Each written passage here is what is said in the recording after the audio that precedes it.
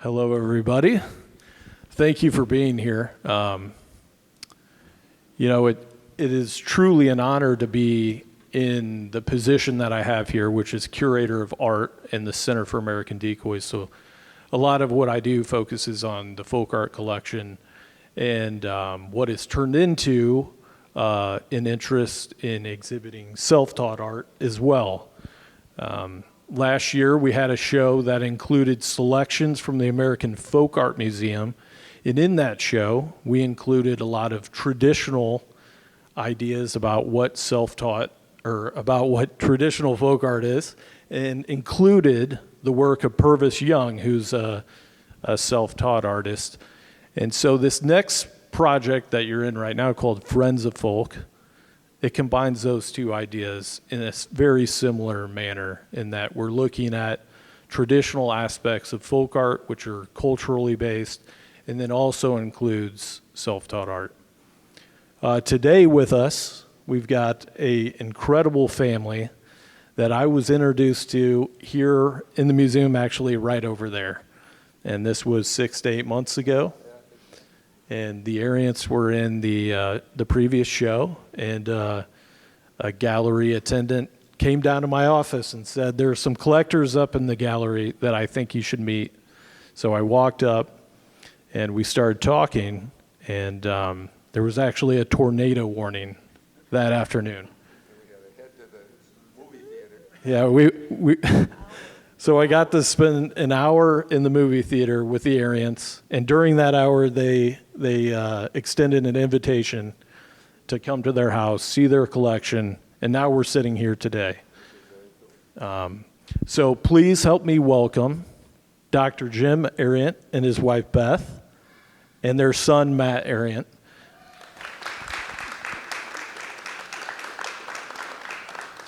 And so they're going to tell us about really the past 40, 50 years of almost 50 years of collecting self-taught art.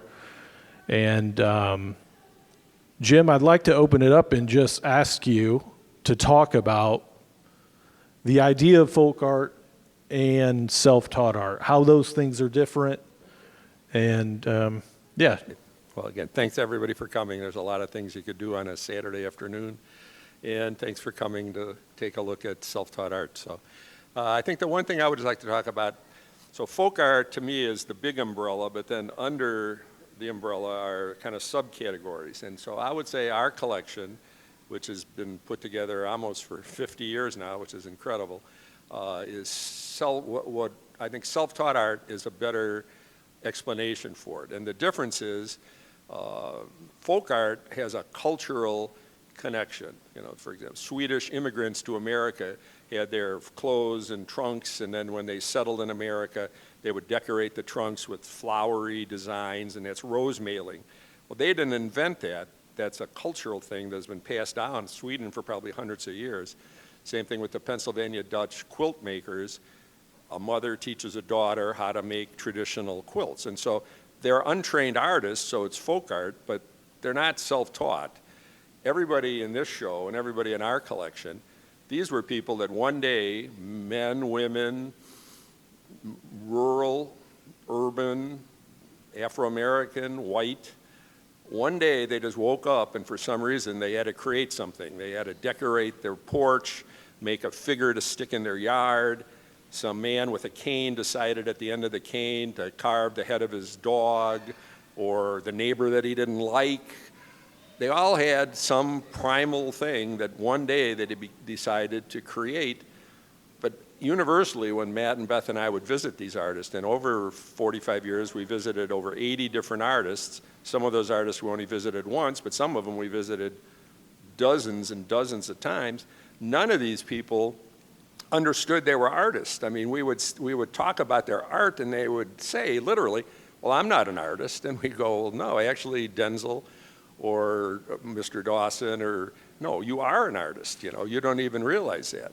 And all of them had this incredible sense of they couldn't believe that people were interested in their work that came from someplace else, because many times within their own family, these people were pariahs. Sometimes within their own family, their family didn't understand what they were doing. They thought grandma or grandpa had sort of lost a few screws.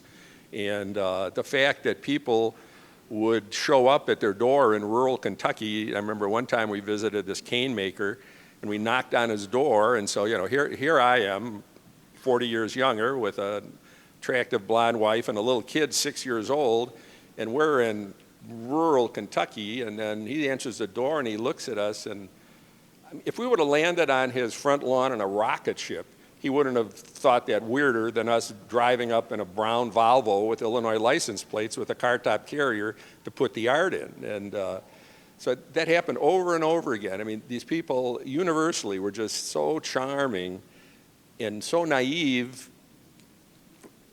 in that they just couldn't understand why people were interested in their work. And of course, the reason we're interested in their work is just look at it. I mean, it's just so interesting. It's just different materials, different subject matter.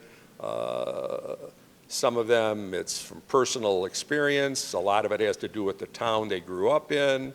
A lot of it some of it is political. Jesus is a driving force behind art. Beth, why don't you talk about in the South the three driving forces of that Southern culture and art? Well, I would say that number one would be Jesus, because they only had one book, and that was the book that they read. And so we have a lot of sermons in heaven, and we have devils, but I balance them with angels. And then the second in the South would be Elvis. Everybody loves Elvis. I do too. And Coca-Cola. A lot of Coca-Cola, especially in Georgia. That's the holy triumvirate of the South: Coke, Elvis, and Jesus. And on any specific day, that order could change. I mean, it just depends. Can you guys talk about like how this started, how the trips down south to find these self-taught artists started? The collection started in the late 70s when I went to the local library in Naperville, Illinois, and came home with a book, 20th Century American Folk Art and Artists, and had a great red train by Savitsky on the front. And at that time, we were collecting contemporary art and Eskimo sculpture. But we loved taking road trips, loved going to the South, eating meat and three and biscuits and barbecue, and just road trips. So Jim looked through the book, and we found an artist in Ohio, and he called him, and we made a trip there. He's a little famous, Elijah Pierce, and he was a barber in Columbus. So we went to visit him, and then Jim was able to take time off whenever he wanted, so every few months we could take a road trip, even if it was just a long weekend, and go to Georgia or go to Kentucky. And that's what we did. And when Matt came along, we put him in the car seat and took off on hundreds of thousands of miles. That's what was so interesting for me. Like, I say it sort of jokingly, but it felt like I was out of school more than I was in school until about high school, right? Like every 2 to 3 months, I would miss 2 weeks of school basically, because I would go on these trips. Now, people would say, "Oh, well, that was probably not the right thing to do. You should be in school." And I would be like, I learned so much more on these trips than I ever would have in school. I did test out of all the classes, so it wasn't like a problem, but like, by the time I was 10, we'd been to every Civil War battlefield. We'd been to every minor league baseball park in the South. Like, we had the most interesting thing, and the thing that I think made me most of who I am today, is just visiting these people who, like my dad said, some were white, some were black, some were rich, not rich, but some were poor, some were poorer. Most had very little education, but lived through very interesting things and times. And these people were sort of surrogate grandparents for me, and I got to know them. I got to know the people that lived around them, became friends with their neighbors in some instances, like kids my age, and just saw how different people grew up, or how different people lived in different parts of the country and had different experiences. And so that was far more valuable than anything I would have learned in elementary school. But it also came with being in developing an interest in art, to the fact that I'm not an artist. I was telling Zach I have zero art skills, but it developed an eye for what I like, what I think is good, what I think is not good, what I want to collect, what I don't want to collect, and has opened up a lot of doors for me in something I didn't pursue professionally. So. Should we take a look at some of the artists? Yeah, for sure. Look, we got some slides here that. Okay, so yeah, let's right out of the gate. There's Matt. So Matt was born in '82, and so I'm assuming that's probably 1982. Yeah, May. Yeah, probably May. He was 3 months old when he went on his first folk art collecting trip. By the way, somebody gave him the Cubs outfit. We're White Sox. Yeah, we're White Sox fans. That's Howard. So was 82, is that the first year you met Howard? No, actually, Beth and I visited him. I met him in 1980. I had read in a book that he was a collector of all things. He couldn't throw anything out. And I read that the local MD, he lived in Somerville, Georgia, which is in Chattooga County, which is sort of in the center of the state. It's about 2 hours from Atlanta. It's the poorest county in Georgia in 1980, and it still is today. So it's a pretty rundown area. And so the local MD gave Howard bottles of formaldehyde with tumors that he had cut out of the local citizenry. And Howard could never turn anything down, so he made a concrete wall, and he embedded the bottles in the wall, and he called that the Wall of Tumors. And this was in Paradise Garden, which was a piece of land that nobody wanted in the town. Howard bought it, and everybody ridiculed him. Howard was not liked in the town he lived in. Everybody thought he was sort of a screwball. And he was a minister on the weekend and put up a tent and dunked people. Only went through 5th grade, even though he's a genius. He only has 5th grade education. He repaired bicycles and lawnmowers. That's how he supported 4 children and his wife. So you can imagine he wasn't wealthy, to say the least, but God came to him and told him to create this art. So why was I telling that story? Because you sent him the tea. All right. So after I read that, I said, well, and by profession, I'm a dentist. And so I said, well, he needs some dental stuff. And so just unilaterally, I went to my office, got some broken instruments that I couldn't use on patients anymore, some study models that we take to figure out how we're going to reconstruct their jaws, and I sent it to him. And then he sent back a postcard and said, well, Dr. Arient, thank you. And I actually made a container, and I put all your things in there, and I put your business card in there. And actually, that is now in the High Museum in Atlanta, Georgia. And it's actually been on display sometimes for as much as a year, because the High went and bought things from Paradise Garden to bring to the High while Howard was still alive. And he said, come and visit. And then I sent him another box of stuff. And that was in the spring of 1980. And in the fall of 1980, Beth and I were at a Nashville flea market looking for this kind of material, because we do like anonymous things also, things that are made by, we have no idea who, but they're powerful pieces. And we had some extra time, and so we went and visited Howard. And so the first time we met him was in October of 1980.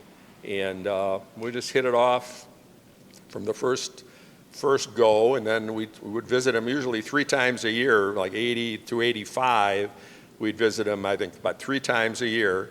From my front door in Naperville to his door was 751 miles, and we would get there in one day. We would leave at 5 a.m. in the morning, and we'd usually pull in there about 9:30 Eastern Standard Time at night. Then we'd spend all day Thursday with him, Friday, and then we'd leave on Saturday, visit other folk artists on the way home, and try to get home on Sunday so I could have an 8 o'clock patient on Monday to start paying for all the stuff that we just bought. But the thing about Howard was that he was, relentless is the only word. Like, he would work 21 hours a day on artwork. So they'd pull in at 9 o'clock and then stay up all night with Howard painting, because he would just paint. He subsisted on Coca-Cola, like my mom said, and sharp cheddar cheese. That was all he would eat. Yeah, he would take a nap once in a while. Yeah. But like, it's sort of like, I mean, we've equated him to like a real life, modern day Leonardo da Vinci. And he sort of like, if you read about da Vinci, like da Vinci slept like an hour here or there, and he would just keep working and working and working. And that's the way Howard was. That's like he would Howard just was. work all through the night. And then Were there collectors in 1980 showing up to his doorstep? No, just a few, just a few. I mean, Howard became famous in about 1985, and that's when David Byrne of the Talking Heads rock group all went to RISD. They went to the Rhode Island School of Design, the most famous design school maybe in the world. So they're all trained artists. Turned out David Byrne collected self-taught art. And Howard's had a dealer in New York City, Phyllis Kind, and so David Byrne never met Howard, but he went to Phyllis Kind and asked if Howard would consider doing an album cover. And so David Byrne took Polaroid pictures of the group and himself, sent them to Howard, and Howard created this painting, and it went on the cover of the Talking Heads album called Little Creatures. Little Creatures. Well, it turns out Rolling Stone voted that the album cover of the year, and then about a month later, they had about an 8 or 10 page splashy colored picture article about Howard, and then the lid was off the pot. I mean, from 1980 to 1985, sometimes we'd visit him in January, and I would sort of have X amount of money they had saved up to buy whatever I could, and sometimes there'd be a painting and I just was another $250 and I didn't have it. So I would leave it, and then we'd come back in April, and the painting would still be there where I left it. No one else came through, no other collectors. I mean, it was crazy. Go 10 years forward, I remember a woman that drives from Atlanta in a red Mercedes convertible with the top down. She had a gallery, Fay Gold. She had some woman visiting from Italy, and they wanted to buy something from Howard, and Howard had just had one of these cutout angels, and the paint was still dry, and these two women, still wet. Still wet, and these two women end up arguing who's going to buy the angel because that's all he had for sale. I mean, 10 years previously, masterpiece paintings sat there for 3 or 4 months, and we were the buyers. I mean, Matt has put together a list. How many Finsters? He did over 45,000 He did paintings. 46,991. That's how many pieces he made. And I've been working on a project to catalog every one, and I've got about 6,000 of them cataloged. Because when he signed them, he also numbered them and dated them. So just trolling eBay over the last decade, I've basically, and seeing through shows and friends and art collection, I've got about 6,000 of them cataloged. Well, that's only 15% of them, maybe. 15%. But I don't know where you're going with that. Well, it took him 10 years. Oh, that's right. God told him that he should create sacred art. That was in 1976. And so his goal was to create 5,000 pieces. And then he had initially had in his mind at the end of that, once he had 5,000 pieces, he'd quit. Well, he created those 5,000. It took him 10 years, 76 to 86, to make 5,000 pieces. Then the Talking Heads album came out, and all of a sudden he goes from being totally unknown to incredibly known. So then in the next 16 years, he made 36,991 pieces. So it took him 10 years to do 5,000. It took him 15 years to do 36,000. But the difference was, in the early days, he would do, masterpieces like this, individual paintings. He started doing these little if you go on eBay and put in Howard Finster, you don't see anything like this ever. You see these little cutout wood things, and he had his grandsons cut these things out, and then he would slap paint on them. I mean, he responded to his market, and actually some people are callous enough to actually be critical of that. It's like, well, he just started cranking out art to sell it. Well, I think that's what Picasso did. I think Marc Chagall did that. I think Alexander Calder didn't make mobiles because they were spiritual to him. They made it because he could sell them for $50,000. I mean, it's ridiculous to be down on Howard because he responded to the market. So there is this big breach between Howard. I would say the first 10 years, the first 5,000 pieces. I get calls, many calls over the years. because we have the biggest collection of his in the world. We almost have 300, and they're all good pieces. And people will call and say, do I want to sell something? And we never sell anything. We donate things, but we don't sell things. But they say, well, what can you tell me? And I say, well, if you're going to get one piece, just get one piece from the first 10 years, because ultimately, that's where the power pieces are. That's where the best pieces are, in those first 5,000. Let's take another look here and see Sure, what yeah, we let's- have. Okay, here's some more. So that on the left, that's the World Folk Art Church. That's his name. My dad helped put up the cupola because, like we were saying, obviously we're collectors and we were about collecting the art, but again, these people were family to us. A lot of this was we would bring pieces back and sell them at cost to other collectors because we wanted their name to get out. We wanted to be there putting up the building, help build the folk art church, and that's sort of what I do now, is mostly curate and write about the genre, because for me it's about, I'll never get to go back and visit these people, but I can help get the message out about their work. And so this actually comes from a website I built of all the images of all the visits to all the artists we did that is part of that work. So And that still stands today, or? it does. Okay. And on the right is a picture of Howard doing one of his paintings. All right, somebody in town gave Howard a white Cadillac, a big cruiser, and he actually, on the passenger side door, he was nice enough to paint Beth's and my picture. And he used to drive this around town and park it in town and go shopping. And so on his car are the heads of 20 people who were kind to him or who supported him. And there's Matt when he was very young. And there is the Cadillac. All right. Matt, you want to talk about that painting? So that's a piece that Howard did. So as Howard became more famous, we kind of knew, it was kind of evident to my parents that visiting him and collecting his work was going to become more difficult and more difficult. So my dad asked for him to do one. We rarely commissioned anything. Most of the time would show up and the artist had what they had, or we'd never ask an artist to change something. Some collectors did that over the years. But he did ask him to do a painting for me. So that is actually called Matthew Arient's Angel. It's actually been featured quite a few shows at this point. That's a piece that's my guardian angel, which is really special to me. My oldest daughter, who's sitting right here, her middle name is Finster.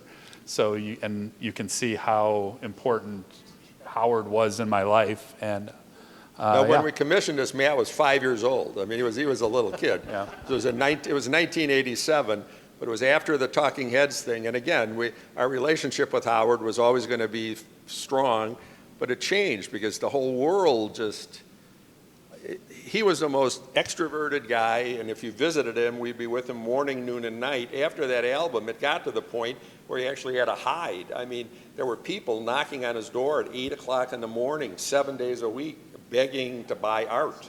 And he actually ended up hiding. And he actually bought another house in town and didn't tell anybody except his closest friends where he moved. And then on Sunday, he would come out to Paradise Garden, and he would be there for the afternoon so people could meet him and take pictures with him. Sometimes there would be 300 people waiting for him on a Sunday. There'd be school buses full of people coming to see him. So he went from the most extroverted guy to a guy who actually ended up hiding a little bit because he was too famous. He was too popular. all right, I'll talk about Mr. Dawson. So I mentioned my Emma here, her middle name is Finster. Nora here, her middle name is Dawson, after William Dawson, who is, I would say he was probably actually the self-taught artist that we were the closest with. Yeah. Lived in downtown Chicago, so we were able to go visit him.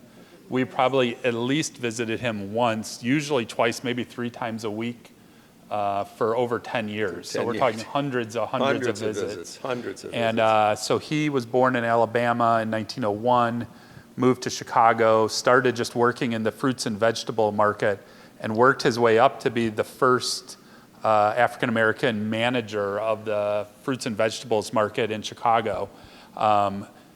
Then he retired. He lived in Old Town, which is sort of northwest of the Loop. And his wife was like, you need to do something. So took him to the YMCA for an art class, and he was like, well, I can do better than this. They were even making little ceramic, like you pour plaster of Paris and you paint stuff. He's like, I can do some better than that. So he went back in his alley and found chair legs and table legs, broke them off, and started carving totem poles. The wildest part is he had never seen a totem pole in his life. Another artist who we know one day said, oh, Mr. Dawson, you're making totem poles. And he goes, what's that? And they drove him to the Field Museum where they have the totem poles and showed him.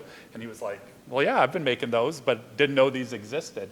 This, again, like we talked about, the innate desire to create, that's sort of the thing that came, that's just what came out of him. He saw the chair leg and decided I needed to carve it, and I'm going to carve heads, and there's a totem pole.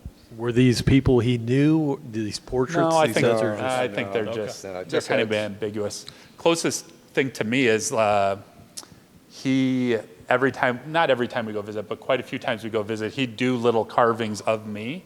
So we have about 12 or 15 of those that are the most personal. It's like maybe the only thing in our house that we would never lend even to a show. Unfortunately, even here in Peoria, that's not leaving the house, but those are like little gifts like that he personally gave to me, and it's just so meaningful, right? And if you want to hit the next picture. Well, was he selling these things outside of the house, or just No, making he them got- for himself? Or His wife had him go, so she had him go to the Y, do the art. He said, I can do better. He started carving. And then another woman who I knew from being on the board at Intuit downtown, who was an educator and in the arts, said, hey, you should we should get you a show. Like, a lot of these people are just discovered mostly by art faculty, artists, student artists. Students. And that's sort of how it came up, right? So eventually he did have a show, and then within a couple years, there's the Black Folk Art in America show that was in like 1980 and traveled around the country. And I think there's actually a picture of him there because there was a Chicago location. He was one of the featured artists there. So he kind of just had the guidance of folks that knew him and discovered him. So this is one of his early shows that he did at a library in Chicago. And if you want to go to the next slide, Zach. That's me. These are some of the figures that he did. And so this show in the 1980 show, he was featured there.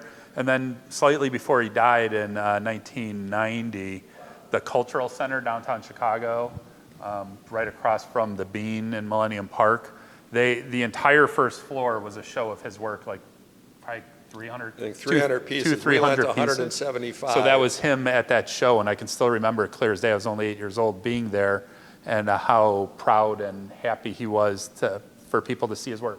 So some of these people even some of the people we were showing, like, they never had any recognition while they were alive.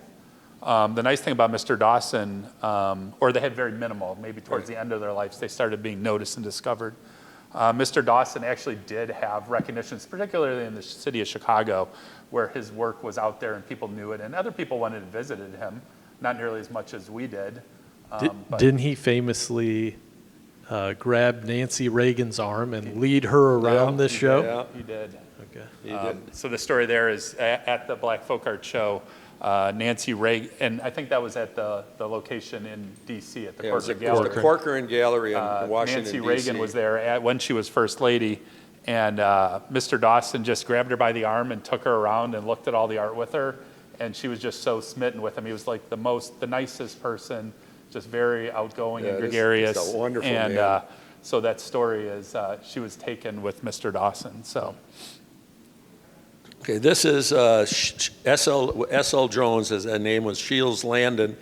He lived in Hinton, West Virginia. He was a railroad man and a whittler.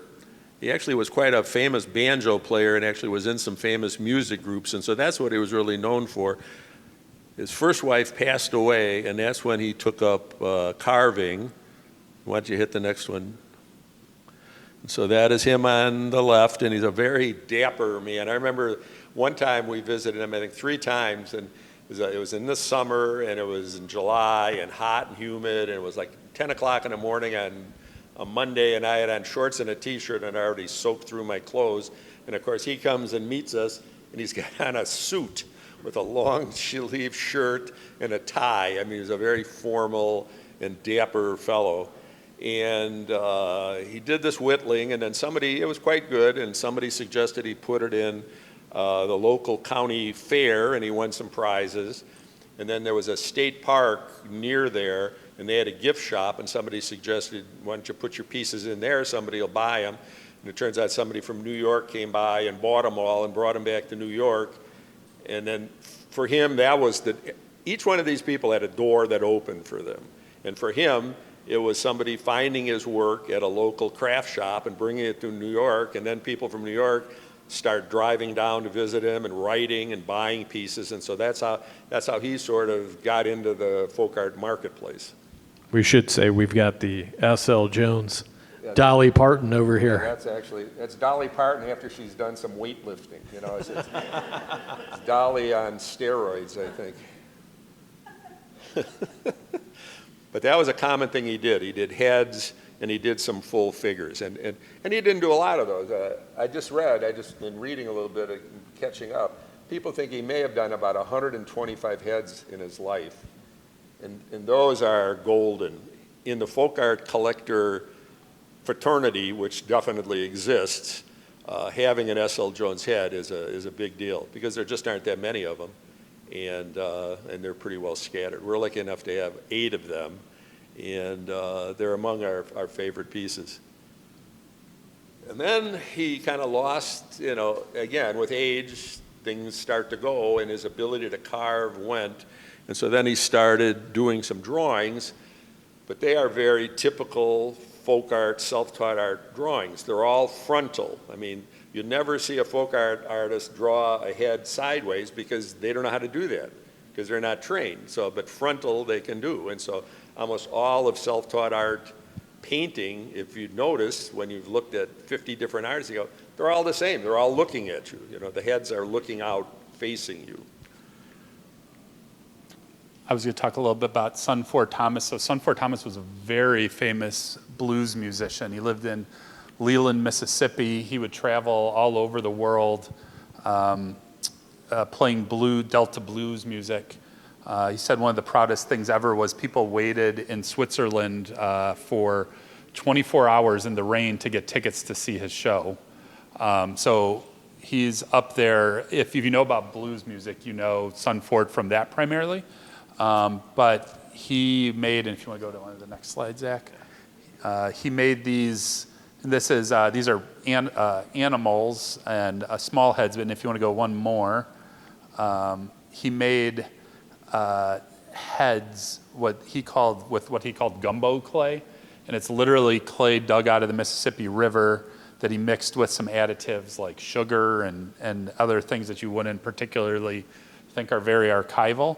And then he left them out to bake in the sun. So there was a famous folk art show called Baked in the Sun that references that. So he would find wigs and marbles for eyeballs. He actually at a point used real extracted teeth in the heads, which until my dad explained to him was not a good thing, especially in the 90s when people didn't know how certain communicable diseases were getting around. My dad is actually the person, there's a number of skulls that have dentures that my dad was able to procure from some dental labs, cheap, to send down and trade them for some skulls. So I swapped him plastic denture teeth for skulls. And that's actually written up in 2 different books. It said Dr. Jim Arient traded Son Thomas prosthetic denture teeth for skulls in an even trade. So he, I don't know if there's one more slide maybe. So yeah, he was just the coolest dude. Had a big Cadillac that he would drive around town as well. But again, primarily known for his music, but recently has become much more well known. There's 3 of his pieces over in that vitrine over there. More well known. He had a show at NYU a handful of years ago that was featured all over the New York Times. But he was a true blues musician. Let me tell you one story. So he had a phone. Some of these people didn't have a phone, so we just went down there cold when we visited. Some we wrote to, and they'd write back. He actually had a phone. So I called him one time, and I said, son, you know, I'm coming down with Beth and Matt, and in 2 weeks I want to make sure that you have some pieces. We want to buy some pieces for the collection. He said, okay, Jim, that's good. But he said, I got to tell you, I'm real flush. And I said, well, what do you mean you're flush? He said, well, I'm rolling in dough. I just played a club in Memphis, and I made a lot of money. And I said, well, that's good, because usually it was broke. So we get down there, and I said, well, son, how are you? It's really good to see you. And he goes, Jim, it's really good to see you. And I go, well, it's really good to see you. He goes, no, you don't understand. It's really good to see you. And I said, what's up? And he said, well, I haven't eaten for 2 days. And I said, you haven't eaten for 2 days? You told me 2 weeks ago you were flush. He said, Jim, met a woman, money gone. Classic. I mean, that could be the title of a blues song. Met a woman, money gone. And that's the way he was. He was either high or low. So Beth went and bought some white bread and bologna and milk, and we fed him. I mean, the guy, he hadn't eaten for 2 days. So we ended up probably buying a little more sculpture than we had planned, just because he was broke again, which was, I think, for a blues musician, I bet you that was a way of life. I mean, they were either high on it or lost it all. But he was an amazing character. Can you talk about the skulls? And we were talking earlier about, you know, his ability as a storyteller, blues musician, how that ties into the skulls and, Yeah, the and how he skulls, started. some of those were girlfriends. Some of those were blues musicians that he played with. And then he used to do these really like skeleton skulls, because he was a great storyteller. And actually there was a gentleman at the University of Mississippi, there's something there called the Center of Southern Culture, and his name was Bill Ferris, and later he ended up running the Smithsonian, a large part of it. And so he actually made a record and had Son tell ghost stories. And so Son, besides being a musician, was also a great storyteller. So the skull over on the right, when that was like a little bit before Halloween one time when we visited him, he's like, do you have a red light bulb? I was like, I don't know, we could get one. I was like 7 years old maybe. We could get a red light bulb. And he's like, okay, this is what you need to do. He was like, you want more candy? I was like, sure. Sure. He's like, what you do is you put that in the window and you put a red light bulb on a switch. And when the kids come, you turn it on, they'll drop all their candy and run away, and you just take their candy. And I was like, it's a great idea, son. So we didn't actually do that, because Yeah, we didn't do it. being the son of a dentist, I never got to eat candy anyways. But it would have worked, I bet. It would have worked. It definitely would have worked. Okay, who do we got next? She lived in Yazoo City, Mississippi, and she was a quilter. She was born in 1916, and when she was as a child, 9 years old, she worked picking cotton, and then she became a cook and a housekeeper, and she was taught to quilt by her mother and her aunt. And in fact, she and her mother have a quilt in the movie The Color Purple. So she retired from her job as a housekeeper, and she needed money, so she really started quilting. And she used applique technique, which she would cut out a form, and this is a hand quilt, so that's her right hand, and then she would sew the hands or whatever image on top of the quilt with kind of long stitches. And we visited her a number of times. On one of the trips, I went with her to the dollar stores so she could buy some of she loved bright colors, vibrant colors, and often they clashed. And so it was $1 a yard, and we went to buy it. And what else was I going to say? Quilt of the month.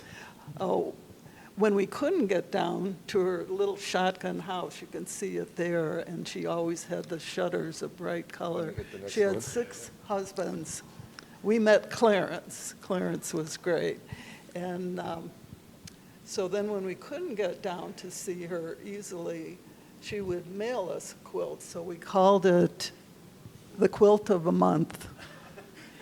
And we did that for For several about years. 2.5 years. So we have about 40 quilts by her. Yeah. So So every then- month we would send her money, and we kind of supported her because she needed the money and we wanted the quilts. And so that was a way that we could keep our friendship going because Yazoo City was a 1,000-mile drive, so it wasn't like we could just easily get down there. But we did get down there, I think, three different times. So she also did pillows, and one time we Zac, got why our don't you hit pillows, and they were stuffed with raw cotton. Well, I didn't think we should take that back to Indiana. What if there were bugs in there? So we got rid of the cotton and I think there's one redid. more, Zac. And she did many drawings. That was another form of art for her. And so she did the Statue of Liberty. She did a lot of people. She did her hands all the time.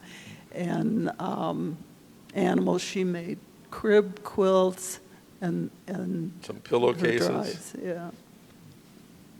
Well, some of these artists are clearly, on the poorer side. Can you talk about the nature of their personality? Were they struggling to a point where they were unhappy? Did it seem like they were unhappy at all, or were they happy with? No, I think they were some of the happiest people I've ever met in my life. They lived, a lot of them rural in a small town, and they sort of had their place established. And again, for a lot of these people, I mean, these were just regular people like we all are. But for them to become known as artists, I mean, it was like winning the lottery.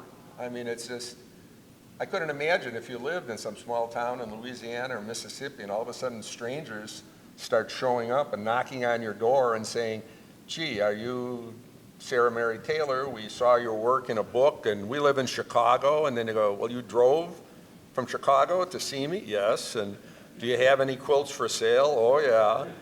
And so, I mean, it was just such a personal thing to, number one, to collect the art. I mean, Beth and I and Matt just thought this is important American art being produced in the second half of the 20th century. Beth and I never thought we'd live long enough to see it. We really thought it would be long after we're gone that somebody's going to look back at this and go, we got to take a look at this. All these people making art, they didn't know each other. They didn't even know they were artists. They didn't try to be commercial. They didn't try to sell things. But they made these incredible objects, be it canes or quilts or sculpture or drawings.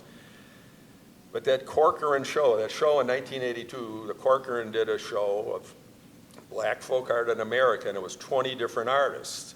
And Dawson was in there, and Bill Traylor was in there, who now is a superstar. But that was the first time a major museum in the United States took a chance on this stuff. No other, I mean, colleges had shown it and small galleries. At that time, there were just a handful of dealers. There were a handful of collectors. And it was a big deal to meet another collector. Beth and I had an article written about us in the Chicago Tribune because I had won this wine tasting contest, and it mentioned we collected folk art. A couple from Washington, D.C. read that and called us in my office out of the blue and said, we're thrilled to meet someone else who collects self-taught art, because it was like 1980 maybe, 80, 81. I mean, they didn't know anybody else.